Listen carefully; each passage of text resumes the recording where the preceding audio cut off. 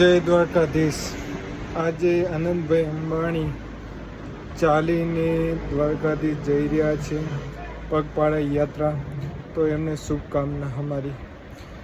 પણ જે ચાલીને જાય છે ને, જે ચાલીને જે કાર્ય કરી રહ્યા છે, જીવ દયા પ્રેમ, જે એમના આત્માની અંદર જે જીવ દયા પ્રેમ છે ને, એ મહાન છે। આજે આટલા ખરબો હોવા છતાંય જે એમની અંદર માનવતાની જે દિલની અંદર જે સારા કર્મ કરવાની જે શક્તિ છે ને, એ મહાન કરોડો માણસોમાં કોકને જ માનવતા આપી રહ્યા છે।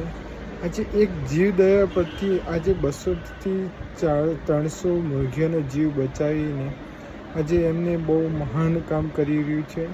આજે સંપત્તિ મિલકત સાથે નહીં આવવાની, પણ સાથે એના કર્મ આવવાના છે।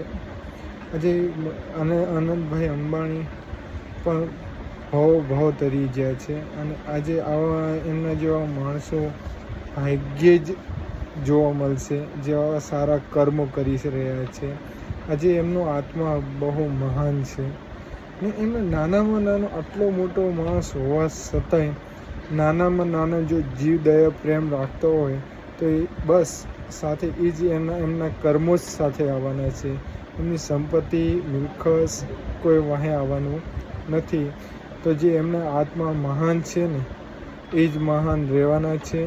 આ અનર્ધો અનર્ધ સુધી આ મહાનતા જળવી રહે એવી આનંદભાઈને અમે એવી પ્રાર્થના કરીએ છીએ, અને એમનું આયુષ્ય દીર્ઘાયુ રહે, એમનું આયુષ્ય મહાન રહે, એમની સ્વસ્થ અને તમન્ના રાખી અને એમને શરીરની તંદુરસ્ત રહે।